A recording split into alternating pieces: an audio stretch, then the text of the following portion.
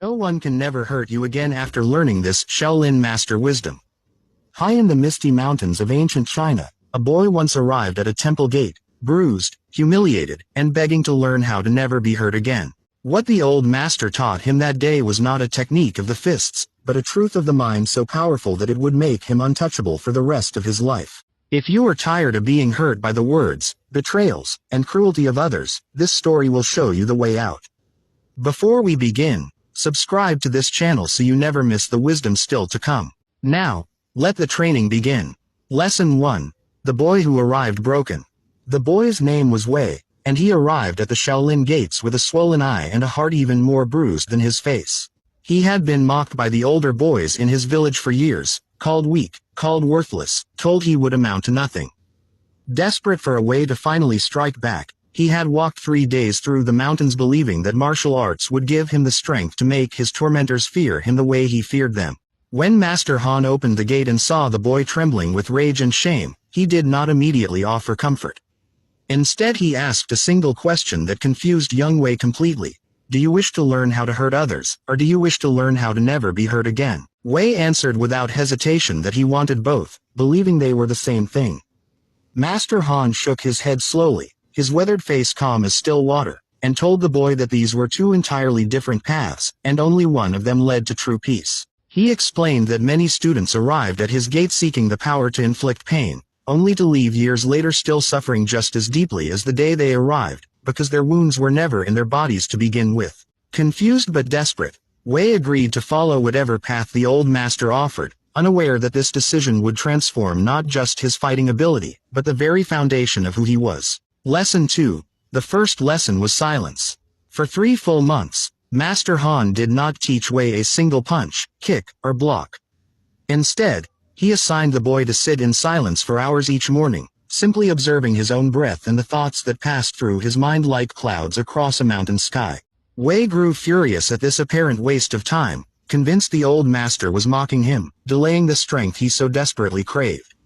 One evening, unable to contain his frustration, he demanded to know when the real training would begin. Master Han responded calmly that the real training had already begun, and that Wei simply did not yet recognize it. He explained that every person who had ever hurt Wei with words or actions had first found a wound already open inside him, a tender place of insecurity or fear that their cruelty could exploit. If that wound did not exist, their words would have passed through him like wind through an open window, causing no damage at all. The silent sitting, Master Han explained, was not wasted time but the beginning of finding and closing those wounds from the inside, so that no external cruelty could ever find purchase again. Wei did not fully understand, but something in the old man's certainty convinced him to continue.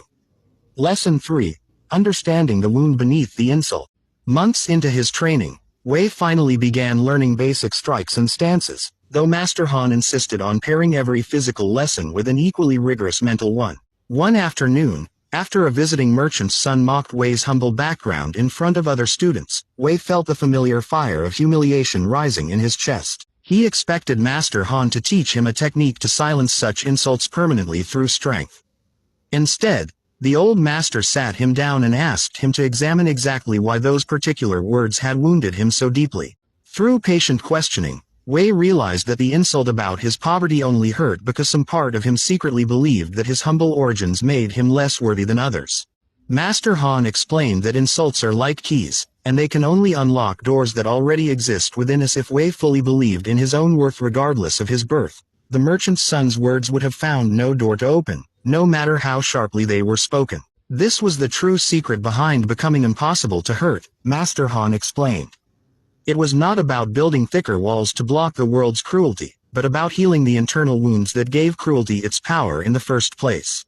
Subscribe to this channel now if you are ready to learn how to close those same doors within yourself, because the deeper wisdom is only beginning. Lesson 4. The difference between pain and suffering. As the seasons changed, Wei began sparring with other students, absorbing real physical blows for the first time in his training. He noticed something curious during these sessions. A strike to his arm produced sharp pain that faded within moments, while an insult from a rival student could linger in his mind for days, replaying itself over and over long after the words had been spoken. He asked Master Han why a temporary insult could hurt longer than an actual physical blow. Master Han explained the crucial difference between pain and suffering, a distinction most people never learn in their entire lives. Pain, he said, is simply information, a signal from the body or the ego that something has occurred. Suffering, however, is the story we choose to attach to that pain, the endless replaying, the imagined consequences, the wounded pride that refuses to let the moment pass. The physical blow hurt only for a moment because Wei's body released the pain naturally once the danger passed. But the insult continued causing suffering because his mind refused to let it go, choosing instead to relive it repeatedly as though the words were still being spoken. Master Han taught Wei that mastering this distinction, learning to feel pain without manufacturing prolonged suffering, was worth more than 1,000 perfected punches. Lesson 5. The Empty Boat. One winter morning, Master Han led Wei to a nearby river and told him a story that would reshape his understanding of anger forever. He described a fisherman rowing his boat through thick fog, when suddenly another boat collided violently with his own. Furious, the fisherman turned to scream at the reckless boatman responsible, only to discover the other boat was completely empty, having drifted loose from its mooring upstream. In that instant, his rage evaporated entirely, replaced by simple acceptance of an unfortunate accident. Master Han explained that most of the anger and hurt people carry through life comes from believing that every collision, every insult, and every betrayal was aimed deliberately and personally at them. In truth, he said, most people who hurt others are simply empty boats, drifting through their own confusion, insecurity, and suffering, colliding with whoever happens to be nearby. When Wei learned to see the people who hurt him not as deliberate enemies but as empty boats tossed about by their own inner storms, his rage naturally softened into something closer to compassion. This did not mean allowing himself to be harmed repeatedly, Master Han clarified, but it meant releasing the personal sting of believing every collision was a targeted attack on his worth. Lesson 6. Building roots instead of walls. By his second year at the temple, Wei had grown physically strong, capable of defending himself against most attackers. Yet he noticed that certain words from his past still occasionally resurfaced painfully in quiet moments, undermining the confidence his training had built. He confessed this struggle to Master Han, frustrated that physical mastery had not fully protected his heart. Master Han responded with a lesson about the difference between walls and roots. He explained that most people, when hurt, attempt to build walls around their hearts, hoping that thick enough barriers will prevent future pain from entering. But walls, he warned, also prevent connection, joy, and love from entering just as effectively as they block pain, leaving a person isolated and secretly still fragile behind their fortifications. The wiser path, Master Han taught, was to grow roots instead of walls, deep roots of self-worth, purpose, and inner peace that could not be toppled by any storm, no matter how fierce. A tree with deep roots does not need walls to survive a hurricane, because the storm passes through its branches without uprooting its foundation.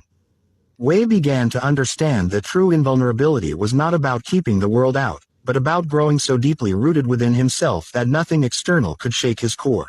If this wisdom is resonating with you, take a moment to subscribe to this channel, because there is still much more of this journey to uncover together. Lesson 7. The weight of other people's opinions. During his third year of training, Wei traveled with Master Han to a nearby village to trade goods for the temple. While there, several villagers openly criticized the Shaolin way of life, calling the monks lazy dreamers who avoided real work. Wei felt his old anger flare instantly, eager to defend his master's honor. But Master Han remained entirely unbothered, continuing his trading calmly as though the insults were nothing more than birdsong in the distance. Later, Wei asked how his master could remain so unaffected by such disrespect. Master Han explained a teaching he called the weight of opinions.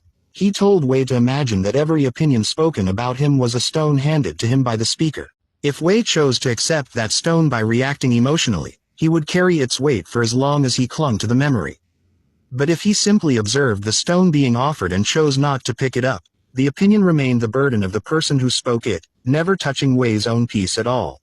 He reminded Wei that he could not control which stones people threw toward him, but he had complete control over which ones he chose to carry. This single teaching, Wei later admitted, freed him from decades of potential suffering over other people's careless words. Lesson 8. Confronting the bullies from his past. In his fourth year, Wei returned briefly to his home village to visit his ailing mother, and encountered the very boys who had once tormented him mercilessly during his childhood. His body tensed instinctively, old wounds threatening to resurface after years of careful healing. To his surprise, one of the former bullies approached him nervously, expecting retaliation for years of past cruelty, clearly anticipating violence from the now strong and disciplined young monk standing before him. Wei felt the familiar temptation to finally exact revenge, to make this former tormentor feel even a fraction of the humiliation he himself had once endured.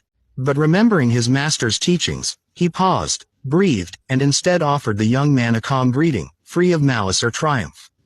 The former bully, visibly shaken by this unexpected mercy, later confessed that his own cruelty during childhood had stemmed from being beaten regularly by his own father, and that he had simply passed his pain forward onto whoever seemed weaker than himself. Wei realized in that moment that his training had given him something far greater than the power to hurt his former tormentors. It had given him the strength to forgive them without needing to abandon his own dignity in the process. Lesson 9. The difference between weakness and restraint. When Wei returned to the temple and recounted this encounter, a younger student mocked him for not retaliating, insisting that true strength meant making enemies pay for their cruelty. Master Han overheard this exchange and gathered the students together for an important teaching about the difference between weakness and restraint, a distinction he considered essential to true mastery.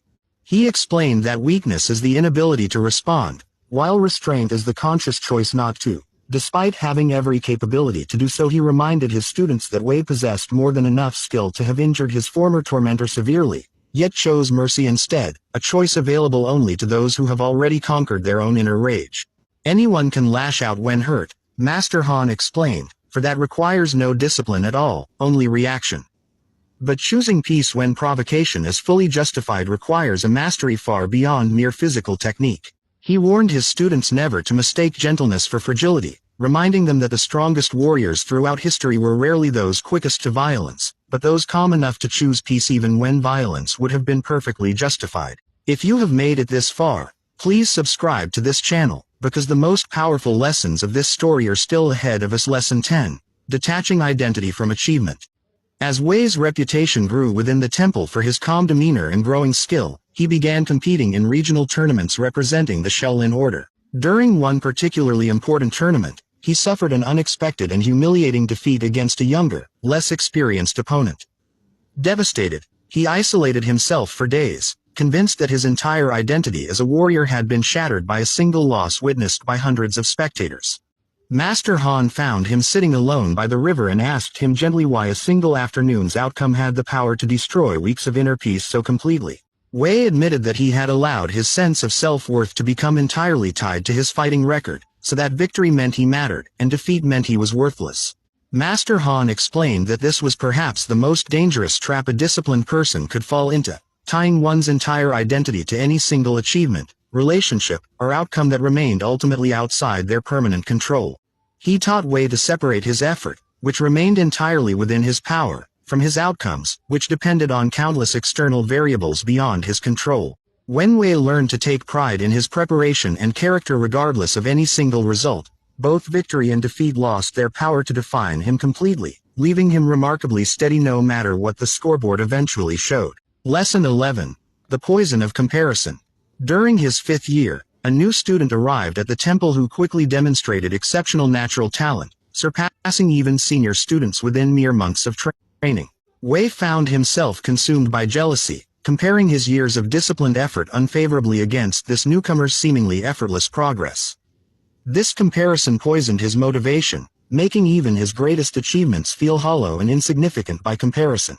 Master Han noticed the change in Wei's spirit and shared a teaching about the poison of comparison that had claimed countless promising students throughout the temple's long history. He explained that comparing one's own journey to another person's entirely different path was like comparing a bamboo stalk to an oak tree and declaring the bamboo a failure for growing differently. Each person, Master Han explained, arrives with different natural gifts, different starting circumstances, and different timelines for growth, making direct comparison not just painful but fundamentally meaningless. He encouraged Wei to measure his progress only against his own past self, celebrating the distance traveled rather than obsessing over the position of others on an entirely different road. Once Wei released this poisonous habit of comparison, his training regained its former joy, no longer clouded by the constant shadow of someone else's unrelated journey. Lesson 12.